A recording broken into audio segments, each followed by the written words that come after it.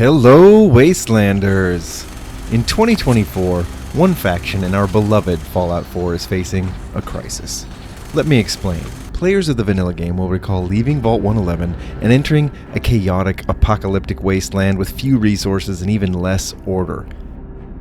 The great green jewel of the Commonwealth, Diamond City, is simply a community with decent fortifications and a security force. Then, the Prydwen appears, in all its glory, heralding the arrival of the Brotherhood of Steel, a faction that resembles the pre-war American military forces more than any other in the Commonwealth. It has a rigid, merit-based hierarchy, recognizable by its uniforms, combat armor, cutting-edge power armor, air support, robot use, and the goal of filling the power vacuum in the Commonwealth by uniting its people under one banner, one leadership, one ethos. Its leader, Arthur Maxon, is a charismatic and zealous magnate who requires complete obedience from his troops, but offers the Commonwealth's non-mutant or synthetic residents protection and order. The faction is a compelling one for all these reasons, and also because through them the player receives very helpful weapons, armor, and air transport. Then, near the end of 2023, Otolino's team released America Rising 2, a DLC-sized mod integrating a new faction into the main storyline of Fallout 4. This faction, the Enclave, meant that the Brotherhood of Steel was in danger of being made redundant. The Enclave claims to be the incubator of the former US government. It has pre-war military production resources, and pre-war military leadership, and a pre-war military power structure that makes its forces unmistakable. And it takes uniformity to a new level, with bespoke, freshly mass-produced weapons, combat armor, power armor of an even more advanced variety, uniforms, and Vertibird air support. It also seeks to fill the power vacuum in the Commonwealth and beyond. It hoards technology for itself, it requires conformity to its every rule, and it offers the non-mutant residents of the Commonwealth safety and order. It also targets the Brotherhood of Steel as its most significant enemy. In the face of a new rival that represents everything the Brotherhood does for the Commonwealth or the player, but more, how can the Brotherhood assert its identity, its purpose, and retain its preeminent status as the most compelling choice for players that it so long enjoyed? I see a way forward. The Enclave steals some of the Brotherhood's martial thunder for sure, with its military structure and shiny, homogeneously new equipment and its freshly minted standard issue Exo 1 power armor suits. Next to that, the Brotherhood, with its patched uniforms and patinaed armor, starts to look a bit ratty and ragtag. It doesn't even have real military ranks with titles like Scribe, Knight, Elder, Paladin, and Initiate. It's more like some medieval religious order of warrior monks, an order in the vein of the crusading Knights Templar who took oaths of poverty, fealty, and integrity. It is exactly that warrior monk aspect of the Brotherhood of Steel that I intend to accentuate with today's carefully curated list of mods for you. Because in that light, suddenly the patches on their uniforms and rust on their equipment look like signs of selflessness. Their crusade to destroy the Institute as an existential threat no longer looks like a short-sighted and impractical waste of the Institute's resources. It looks like integrity. The use of Liberty Prime stops looking like a repeat of Enclave anti-communist propaganda and starts to look like the employment of a mythical giant awakened from times long gone, just like the Arthurian legends the Brotherhood takes its cues from. And their enmity for synths, super mutants, and ghouls, it might be dogmatic, but it is nowhere near the ruthless and evil level of the Enclave's plans for an air-dispersed, weaponized FEV that would kill all impure denizens of the Commonwealth practically overnight. That, combined with the Enclave's strategic willingness to join forces in a coalition of evil with the Institute, means the Brotherhood are truly the good guys. The Commonwealth needs them standing between the people and the Enclave/Institute. So let's help the Brotherhood stand out from the Enclave by hyping up that monastic vibe. First up, Capital Wasteland Brotherhood outfits. Scribes in the Brotherhood will wear robes, like in Fallout 3. That really helps them look more like some kind of quasi-religious order. You'll see it soon. Brotherhood Equipment Overhaul. There are many high-quality faction overhauls for the Brotherhood, but we needed one that would play nice with our other mods and would fit the theme we were going for. And Brotherhood Equipment Overhaul does just that. It changes power armor leveled lists to reflect the scavenged nature of the Brotherhood's pre-war equipment. It also injects assault rifles into the leveled list for a little ballistic element to the Brotherhood, which again reflects a scavenged arsenal. So in essence, it's going to mean that Brotherhood Knights are wearing T45 or T51 power armor, Brotherhood Paladins are wearing T51 or T60 power armor, and something like a Brotherhood Star Paladin would be wearing T60 or possibly even Exo1 power armor. So it does scale up and up, but it at least shows us that the Brotherhood has been getting their power armor from wherever they could find it, that they don't have their own factories to make brand new power armor, and that they're using whatever has come to hand. I really think that fits the narrative for the Brotherhood that we're trying to build here. Next, B35C Heavy Armor, the Brotherhood's stopgap for troops in prolonged hazardous engagements who don't have any power armor. B35 can be added to Brotherhood leveled lists and gives the Brotherhood's elite non-power armor soldiers a look that is distinct from the Enclave enemy. We can take this further by pairing it with the cross jetpack that suits the Brotherhood's Airborne Knights thing. Remember, Kells awards you with a T60 jetpack after becoming a Sentinel, so there's some premise for it.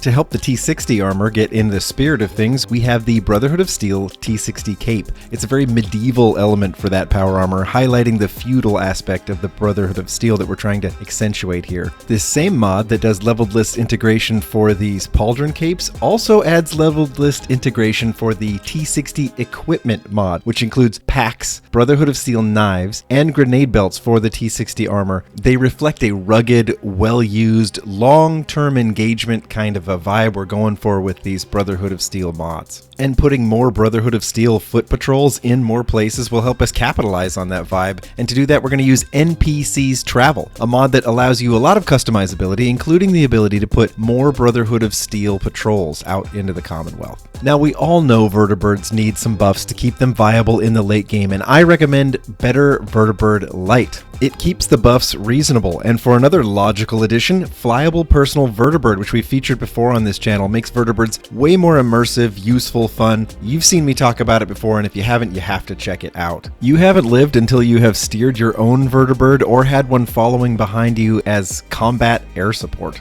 And a new one for the channel, Edmund's Brotherhood Power Armor Drop Team. It is a Brotherhood Power Armor delivery service. You call in a Brotherhood Vertibird with a smoke grenade, but it drops your power armor off for you at any exterior battle zone. It is very cool, and I can't wait to show you in action. Now let's talk about buffing the Brotherhood headquarters at the Boston Airport. Boston Airport Redux expands the Brotherhood fort at the airport and adds a Vertibird to the Cambridge PD to the Prydwen. There are 2 levels of opt-in with this mod. You're going to see the lighter of the 2 in-game from me. The larger download cleans up more garbage, places more objects, but they both are going to use more of the airport and place extra sentry bots on patrol. Next up, Boston Airport Workbench fix. You know why you need this. The Boston Airport Workbench is this limited, very hard to use workbench if you want to build any kind of a real settlement. The Airport Workbench fix changes all that. CVC Dead Wasteland is a huge expansion to settlement objects, including many Brotherhood of Steel pieces that will help you build a settlement that looks very much like an actual Brotherhood of Steel establishment. Faction Housing Overhaul on the Prydwen by Elianora makes your quarters on the Prydwen truly cool and links workbenches to the airport and all kinds of things. I can't wait to show you more about that as well. All right, a couple other things. We want a little extra faction flair, so I also am using Boston Jacket fatigues for kind of a Brotherhood of Steel inspired casual wear, and Brotherhood military cap with badge that gives you a military cap in either red, black, or green with a Brotherhood of Steel badge on it that's really pretty attractive. Also, there is some restored cut content that we're going to use here. Brotherhood Scribes adds 2 scribes with dialogue to the flight deck of the Prydwen, and A New Dawn restores a Brotherhood Minuteman ending that was, for some reason, cut from the original, but helps the Brotherhood stay on good terms with the Minutemen if you do the Minuteman ending of the game. When we put all this together, what does it look like? This scene at the Boston Airport is familiar to pretty much all vanilla players, but let's take a look at what the Boston Airport Redux does for us. Now, this is the light version of the download with less changes. Left a lot of the junk in place. It was just a smaller file, so you're going to see the less impressive version here in-game, but I still really like it. For one, the parking garage is now utilized as a place for repairing Vertibirds.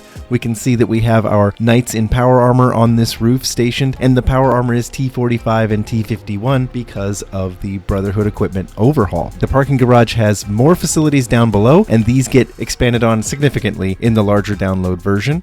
You can see that these wrecked airplane hulks are now being utilized by the Brotherhood of Steel because they're the kind of group that has to utilize what they can find. They're not the Enclave. They can't just build brand new stuff from scratch. When we come and check out the Sentinels, we can see T-51 power armor and miniguns. We can see scribes in their robes. We can see T-45 power armor and flamethrowers. The Brotherhood are an impressive warrior cast, but their equipment isn't as standard issue or as advanced as their enemy, the Enclave. Oh, Liberty Prime, you icon. Now we'll take a look at how these changes from the Boston Airport Redux affect the flight deck of the Prydwen. You can already see more Vertibirds. That's because in addition to the Vertibird that goes to the airport, there's also a Vertibird that goes to the Cambridge PD, and there's a third Vertibird up here for some reason. Must be a patrol that's about to leave. We also see on the deck the extra hustle and bustle of the cut content scribes, wearing those Capital Wasteland Brotherhood outfit robes that we also downloaded. All that, and a guard at the door in T-51 wielding a flamethrower, reinforces the impression of the Brotherhood as a dedicated but rustic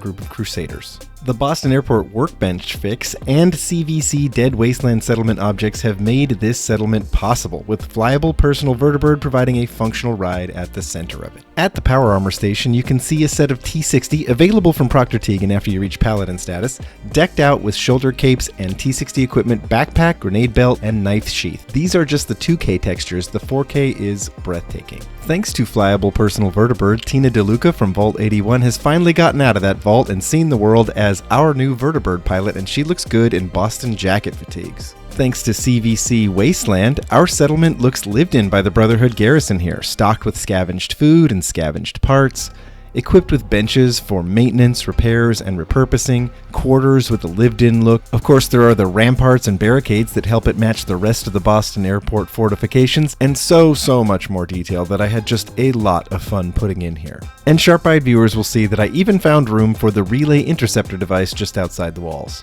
The lived-in look continues aboard the Prydwen with faction housing Overhaul Prydwen. Dance's former quarters have virtually everything you could want and environmental style points for days. This tour could be a whole episode in itself. But the bulk of these changes aren't just one-offs for the player to mess around with. These mods employed here make leveled list changes and insert them into Brotherhood forces in random encounters or main story quests throughout the Commonwealth. Here are some examples.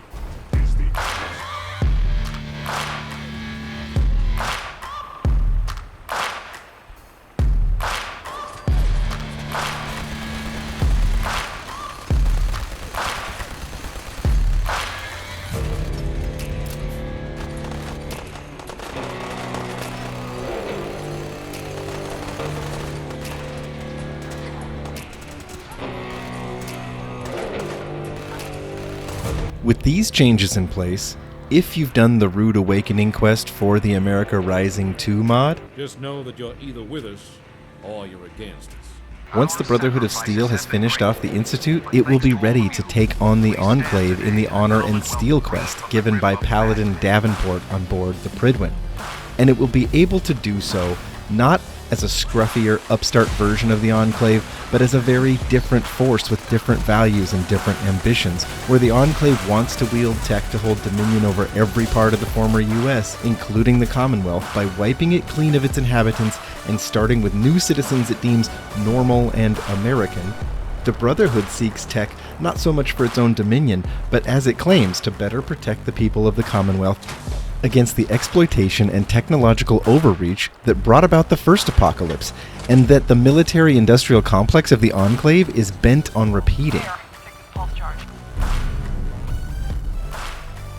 The mods we've chosen for this faction overhaul intentionally align the Brotherhood with the Knights Templar, a scruffy but chivalrous group of monk warriors who have the integrity to avoid pursuing power at any cost.